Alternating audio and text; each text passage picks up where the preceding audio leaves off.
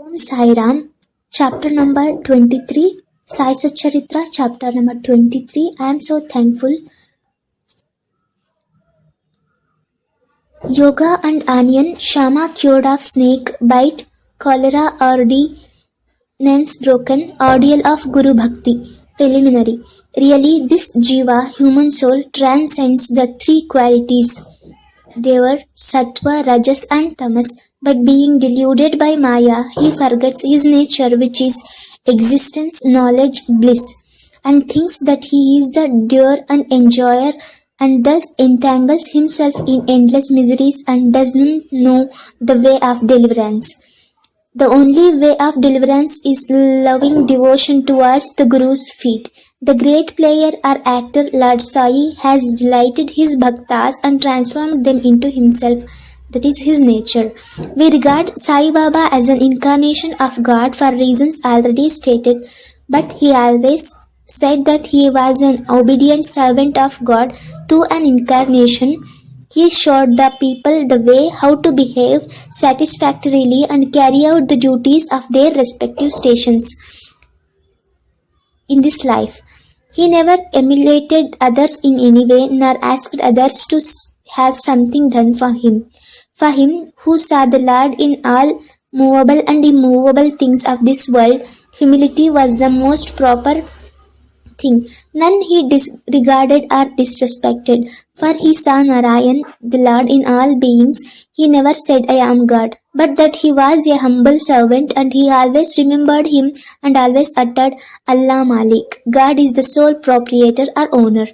We do not know the various kinds of signs, how they behave, what they do and eat, etc.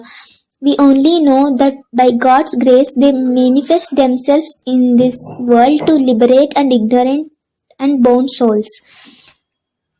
If there be any store of merits on our account, we get a desire in listening to the stories and leelas of the saints, otherwise not. Let us now turn to the main stories of this chapter, Yoga and Onion. Once it so happened that a sadhak of yoga came to Shirdi with Nana Sahib Chandorkar.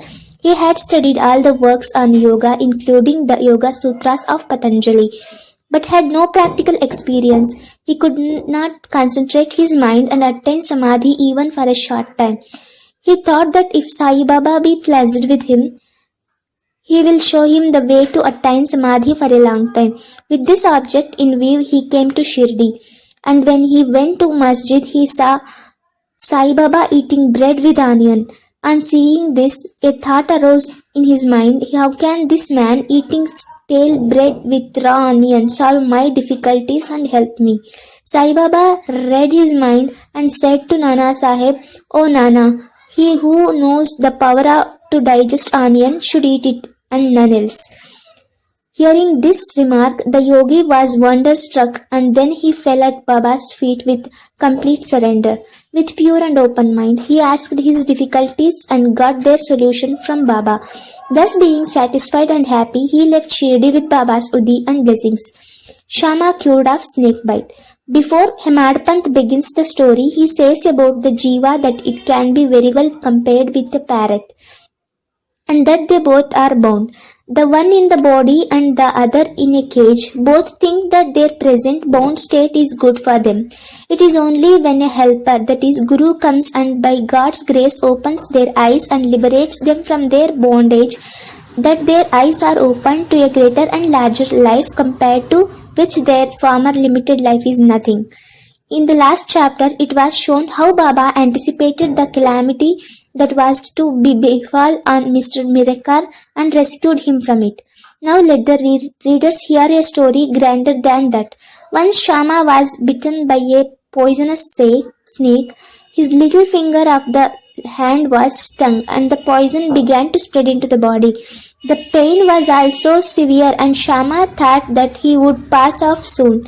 His friends wanted to take him to the god Vitoba, where such cases are often sent, but Shama ran to the masjid to his Vitoba, that is Sai Baba. When Baba saw him, he began to scold and abuse. He got enraged and said, Ho, Vile Baturdia priest, do not climb up. Be where if you do so, and then roared, "Go get away, come down." Seeing Baba thus red with wrath, Shama was greatly puzzled and disappointed. He thought that the masjid was his home and Sai Baba his sole refuge, but he was driven away like this. Where should he go? He lost all hope of life and kept silent. After a time, Baba became normal and calm when Shama went up and sat near. Then Baba said to him, "Don't be afraid. Don't care a jot. The merciful fakir will save you. Go and sit quiet at home. Don't go out. Believe in me and remain fearless and have no anxiety." Then he was sent home. Immediately afterwards, Baba sent Tatya Patil and Kaka Saheb Dikshit to him with instruction to the effect that he should eat what he liked, should move in the home, but should never lie down and sleep. Needless to say that these instructions were acted upon, and Shama got all night in a short time. The only thing to be remembered in this connection is this: the words of Baba are the 5-syllabled mantra. Those were "Go, get away, come down," were not addressed to Shama as it apparently looked, but they were a direct order to the snake and its poison not to go up and circulate through Shama's body like other spell was in Maharashtra. He had not to use any incantation, charged rice or water, etc. His words only were most efficacious in saving the life of Shama. Anyone hearing this story and other similar ones will get firm faith in the feet of Sai Baba, and the only way to cross the ocean of Maya is to remember ever the feet of Baba in the heart. Cholera epidemic. Once cholera was raging virtually in Shodi. The residents were much frightened and they stopped all communication with the outside people. The panchas of the village assembled together and decided upon 2 ordinances as a remedy to check and put down epidemic. They were no fuel cart should be allowed to come in the village, and no goat should be killed there. If anybody disobeyed these ordinances, they were to be defined by the village authorities and panchas. Baba knew that all this was mere superstition, and therefore he gave 2 pence for the cholera ordinances. While the ordinances were in force, a fuel cart came there and wanted to enter the village. Everybody knew that there was dearth of fuel in the village. Still the people began to drive away the fuel cart. Baba came to know of this. He came to the spot and asked the cartman to take the fuel cart to the masjid. None dared to raise his voice against this action of Baba. He wanted fuel for his dhuni, and so he purchased it. Like an Agnihotri keeping his sacred fire alive throughout his life, Baba kept his dhuni ever burning all day and night, and for this he always stocked fuel. Baba's home, that is the masjid, was free and open to all.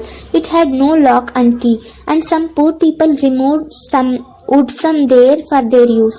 Baba didn't grumble about this. Baba saw that the whole universe was pervaded by the Almighty, and so he never bore enmity or ill will to anybody. Though perfectly detached, he behaved like an ordinary householder to set an example to the people. Ordeal of Guru Bhakti. Let us now see how the second cholera ordinance fared with Baba while it was in force. Somebody brought a goat to the masjid. It was weak, old and about to die.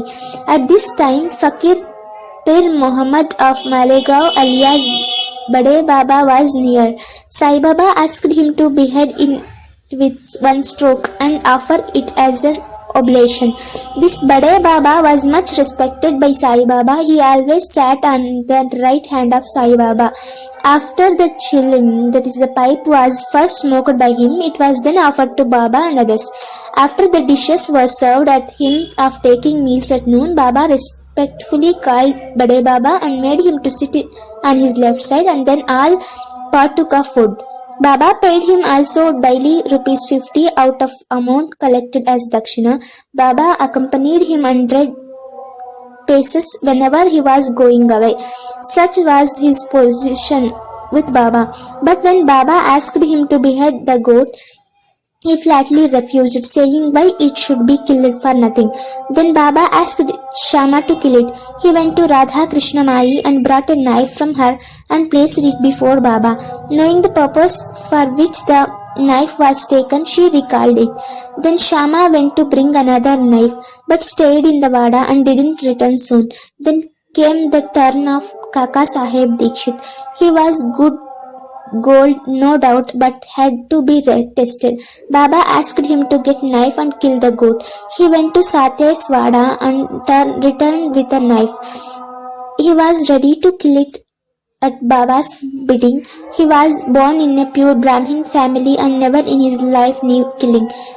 Though quite averse to do any act of violence, he made himself bold to kill the goat. All the people wondered to see that Bade Baba, a Muhammadan, was unwilling to kill it while this pure Brahmin was making preparations to do so. He tightened his dhoti and with a semicircular motion raised his hand with a knife and looked at Baba for the final signal. Baba said, "What are you thinking of? Go on, strike." Then when the hand was just about to come down, Baba said, "Stop! How cruel you are! Being a Brahmin, you are killing a goat." Kaka Sahab obeyed and kept the knife down and said to Baba, "Your nectar-like word is law unto us. We do not know any other ordinance. We remember you always, meditate on your form and obey you day and night. We do not know or consider whether it is right or wrong to kill. We do not want to reason or discuss things, but implicit and prompt compliance with Guru's orders is our duty and dharma." Then Baba said to Kaka Saheb that he would himself do the offering and killing business. It was settled that the goat should be disposed of a nearby place called Takya, where fakirs used to sit. Then when the goat was being removed to that place, it fell dead on the way. Hemad Pant closes this chapter with the classification of disciples. He says that there are three kinds. First are best, second are middling, and the third are ordinary. The best of disciples are those who guess what their gurus want and immediately carry it out and serve them without waiting for an order from them. The average disciples are those who carry out the orders of their masters to a letter without any delay. And the third kind of disciples are those who go on postponing and carrying out their orders and making mistakes at every step. The disciples should have firm faith backed up by intelligence, and if they and patience to these, their spiritual goal will not be distant. Control of breath in going and outgoing or hatha yoga or other difficult practices are not at all necessary. When the disciples get the above mentioned qualities, they become ready for further instruction, and the masters then appear and lead them on in their spiritual path to perfection. In the next chapter, we will be deal with Baba's interesting wit and humor. Over to Sri Sai, peace to be all. I am so thankful. Jai Sai Ram. Sri Sachidananda Sadguru Sainath Maharaj Ki Jai.